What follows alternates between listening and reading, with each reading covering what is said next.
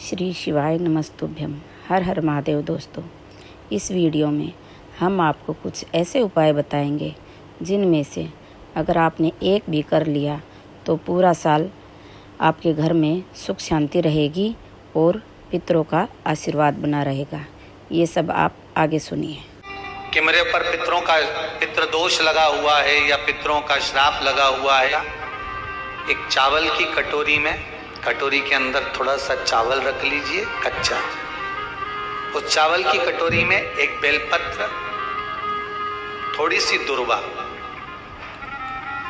बांधकर पानी का मटका, परिंदा या जहां अपना रसोई घर में जल रखते हो, उस कटोरी को वहां पर 2 दिन 3 दिन तक रख दो। वैसे तो 16 दिन रखो, ज्यादा अच्छा था, पर जो दिन अपने को मालूम है 2-3 दिन उसको रख दीजिए।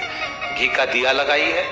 3 दिन के बाद में उस दुर्वा को, उस बेलपत्र को शिव बाबा को ले जाकर समर्पित कर दो। चावल पूरे घर में घुमाने के बाद चिड़िया को या नदी में या किसी जीव को प्रदान कर दीजिए। महाराज, पितृदोष के निवारण का सुंदर तरीका। ऐसा कोई घर नहीं जिसके घर के पितृ श्राद्ध पक्ष में पृथ्वी पर नहीं आते। तुम पूछो मत पूछो, तुम्हारे घर के पूर्वज तुम्हारे यहाँ जरूर आते। दरवाजे पर आकर खड़े होते हैं पितृ,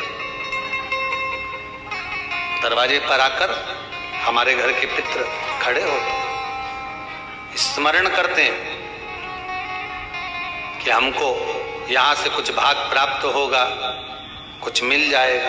आपके घर में पितृदोष है, आपको ऐसा महसूस होता है, तो किसी भी नवरात्रि के पहले जो अमावस्या पड़ती है, चावल की कटोरी में एक कपूर का टुकड़ा रख दीजिए महाराज, छोटा सा।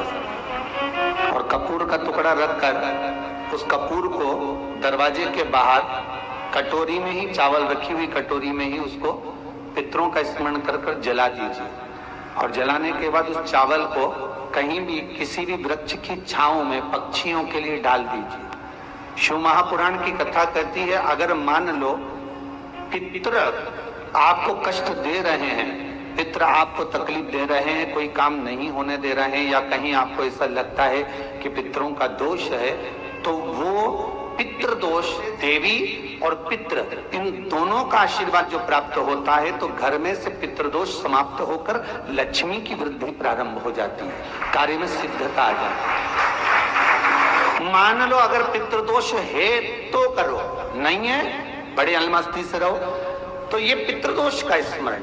एक बात आपको कही थी, आप लोगों को स्मरण होगा।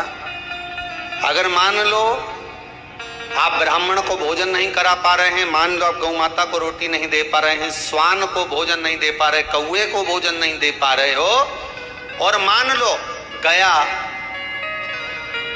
ब्रह्म कपाली या कहीं पिंडदान नहीं कर पा रहे हो, तिलांजलि तर्पण नहीं कर पा रहे हो, तो एक काम जरूर करना, जल के पात्र में 2 बूंद गंगा जल डालना और वो गंगा जल शंकर को रोज 16 दिन तक चढ़ाइए, पितृदोष समाप्त हो जाएगा।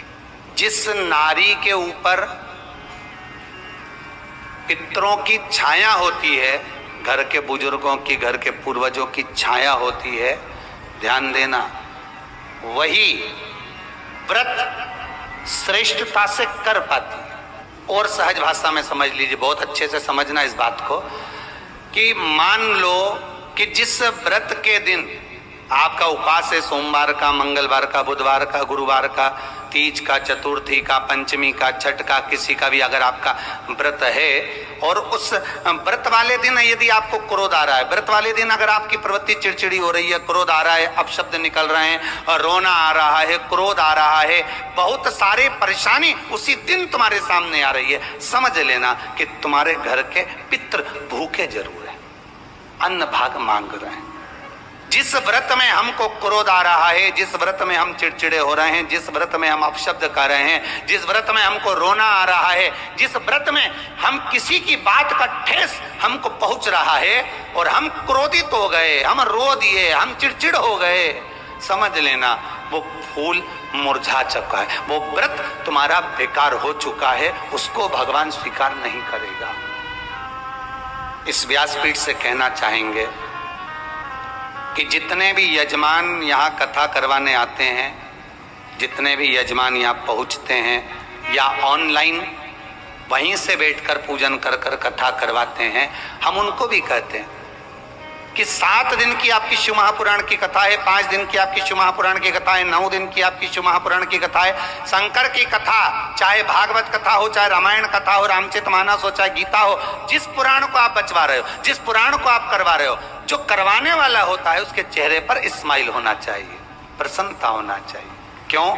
क्योंकि इस पुराण को आप अकेले नहीं सुन रहे, इस पुराण को आपके पितृ लोक में विराजमान पितृ पूर्वज भी श्रवण कर रहे हैं। जितनी आपकी चेहरे पर प्रसन्नता होगी उतनी आपके पूर्वज भर भर कर आशीर्वाद देंगे। 7 दिन तक, जब तक आप कथा का रसस्वादन कर रहे हो, कथा श्रवण कर रहे हो, 7 दिन तक आपके चेहरे पर अगर प्रसन्नता है तो पूर्वजों का आशीर्वाद आप पर बना हुआ है। सबसे सरल महाराज, पहले के समय में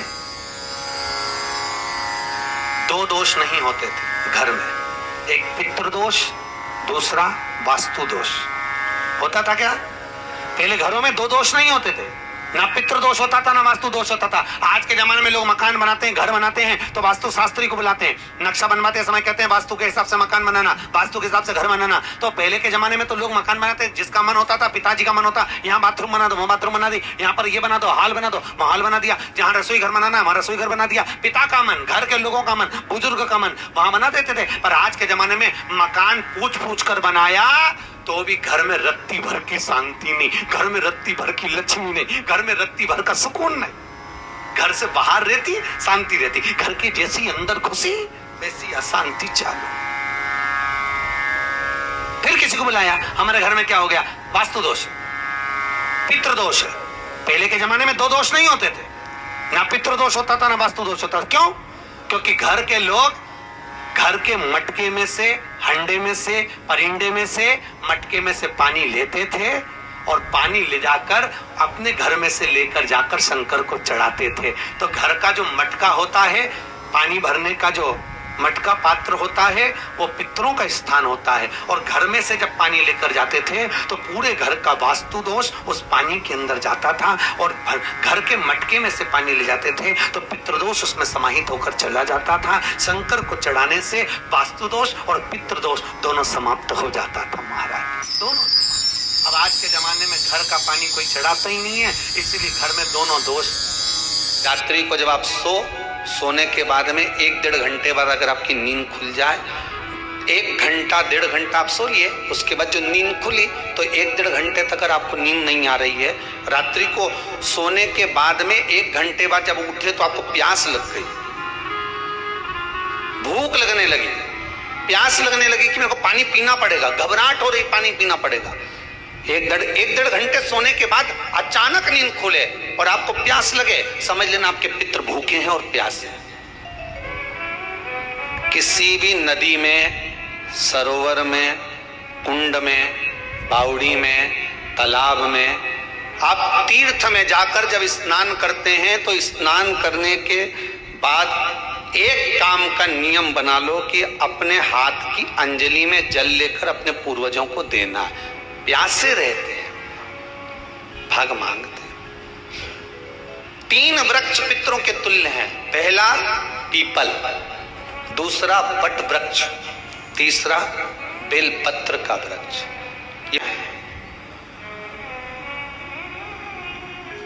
अगर आपको रात्रि में नींद नहीं आ रही है, ऐसा लगता है कि रात्रि को 1 घंटा 1.5 घंटा सोने के बाद कुछ गलत गलत विचार आने लगते हैं, नींद सुबह 3 बजे तक, 4 बजे तक नहीं आती, 4 बजे के बाद फिर नींद आती है, तो एक प्रैक्टिकल जरूर कर कर देखना। एक प्रैक्टिकल करने में क्या जाता है, प्रयास करने में क्या कुछ जाता है क्या? प्रैक्टिकल कर कर देखना कि कहीं सीवर वाला हमारा झूठ तो नहीं बोल रहा, तो प्रैक्टिकल करने में कुछ नहीं जाए। 1 लोटा पानी लो, उसमें थोड़ा सा कच्चा दूध डाल लीजिए, श्राद्ध पक्ष चल रहा है, बेलपत्री का पेड़ या पीपल का पेड़ या बट का पेड़, इन पेड़ के नीचे ले जाकर उस दूध को दोपहर में सुबह 10 बजे से लेकर 12 बजे के बीच में ले जाकर चढ़ा दीजिए। रात्रि को फिर ना आपको प्यास लगेगी, ना भूख लगेगी, नींद एक बार लगी तो सुबह ही खुलेगी। प्रैक्टिकल करने में क्या जाता है? पानी डालने में तुम्हारा कुछ जाएगा? अरे बोलो तो सरी, हमें तो 10 रुपया का दूध जरूर उसमें, और तुम इतनी चतुर हो, इतना सारा दूध थोड़ी डालोगी, तो 2 गड्ढा लगे। कहा तुम इतना डालने वाली हो? पाली शास्त्र करा, गरुण पुराण, स्कंद पुराण, डायरेक्ट छोड़ दिया होगा तो फिर वो जाएगा। कहीं नहीं गया, घर पे ही है। ओके, ऐसे नहीं जो माल टाल खवाया नहीं और छोड़िए माँ बद्री। ऐसा बहुत झंझट है साहब, ढेर सारा लोग झंझट में पड़ा हुआ है बहुत। कोई के सराध में गया जी करके आ जाओ, के बाद बामण के भोजन ही मत करा, सीधी छुट्टी। हम तो छोड़ आया, हम तो छोड़ के आया। तो किसी ने पूछा तुम छोड़ के तो आए हो, मना नहीं है, पर जब 16 श्राद्ध आता है, 16 दिन हमारे पितरों को मृत्यु लोक में भेजा जाता है। तुम तो छोड़ आए। तुम्हारी शादी किसी गार्डन से हुई, बोलो ईमानदारी की बात, अब गार्डन से हुई तो तुम 50 बार गार्डन के सामने से निकलोगा तो तुमको याद आएगी कि नहीं आएगी? बोल, ईमानदारी से बोलना। मेरी शादी धर्मशाला से हुई थी, भले वो धर्मशाला की जगह पे दूसरी कॉलोनी बन गई, भले वो धर्मशाला की जगह पे दूसरा कुछ बन गया, भले वो गार्डन की जगह दूसरी चीज बन गई, पर याद तो है नहीं तुम्हें कि यहीं आफत आई थी हमारे? ध्यान में तो है कि इसी गार्डन में मेरी शादी हुई थी, यही धर्मशाला, इसी धर्मशाला में मेरा ब्याह हुआ था। ध्यान में है कि नहीं? जितनी बार निकलोगे तुम्हें वो धर्मशाला याद आएगी, जितनी बार निकलोगे तुम्हें वो गार्डन याद आएगा, जितनी बार निकलोगे तुम्हें वो नजर आएगा कि यहाँ मेरा विवाह हुआ था, यहाँ मेरी शादी हुई थी। उसी तरह हमारे पूर्वज हैं, हमारे पितृ हैं, जब जब 16 श्राद्ध में मृत्यु लोक पर पितृलोक से आते हैं, सबसे पहले तुम्हारे ही घर पर जाते हैं, आस लगाकर, विश्वास लगाकर तुम्हारे ही दरवाजे पर जाकर कुछ मांगने का प्रयास करते हैं, कुछ पाने का प्रयास करते हैं तुम्हारे दरवाजे। ये फर्ज आपका है, ये फर्ज आपका है कि आप उनको दे रहे हो ना दे रहे हो। ब्राह्मण भोज तो कराना चाहिए, गौ माता को रोटी का दान तो देना चाहिए। शिव महापुराण की कथा यहां तक कहती है, समुद्र मंथन के समय पर देवता राक्षसों ने मिलकर जब मंथन किया, सुमेरु पर्वत को लेकर शेषनाग की नेति बनाकर जब मंथन करना प्रारंभ करा, मंथन करना जब प्रारंभ करते हैं, उस समय पर सबसे पहले अगर कुछ निकली है तो गौ माता निकली। क्या निकली है? गौ माता। गाय को निकालने का कारण केवल इतना था कि गाय का जो दूध निकलेगा, मंथन में जो विष निकलेगा, उस विष को जो पिएगा उसका कंठ जलेगा, और उस कंठ की जलन को गाय का जो दूध है वो जलन को रोक सकता है। ब्राह्मणों को या ब्राह्मण के बच्चे को अमावस्या के दिन दूध पिलाते हैं या दूध का गिलास देते हैं तो वो पका हुआ नहीं रहता, वो पका हुआ नहीं रहता, वो कच्चा दूध है। पीपल के नीचे जो दूध चढ़ाते हैं वो जम के बोलते जाओ कच्चा। शिव जी को जो दूध चढ़ा है वो कच्चा। कहीं पूजन में अगर प्रयोग लिया जाए तो कच्चा। पका हुआ का वर्णन नहीं है कि पका हुआ दूध होना चाहिए, यहाँ तो कच्चे दूध का वर्णन है कि कच्चा दूध, वहां कच्चा दूध चढ़ाया जाता है। किस लिए? कारण क्या है? शंकर भगवान के श्री विग्रह में, भगवान शंकर के शिवलिंग में, भगवान शिव के शिवलिंग के भीतर सारे लोक, चाहे वो वैकुंठ लोक हो, चाहे वो मृत्यु लोक हो, चाहे वो पितृलोक हो, सब उस शिवलिंग के भीतर विराजमान है महाराज। शिवलिंग के भीतर विराजमान है हमारे, शिवलिंग के भीतर सारे के सारे लोग वहां पर विराजमान है। ठीक है,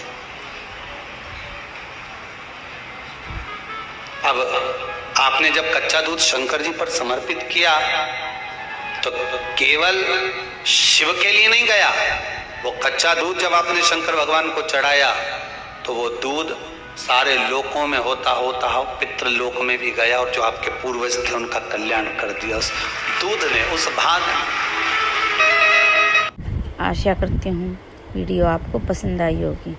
वीडियो को लाइक, शेयर, कमेंट कीजिए और चैनल को सब्सक्राइब कीजिए।